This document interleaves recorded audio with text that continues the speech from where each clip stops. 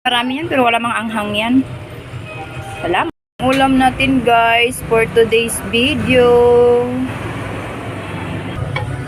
Krisis pa sa pera ngayon guys, kaya tipid-tipid muna. Sarap. Mahilig talaga ako sa kamatis.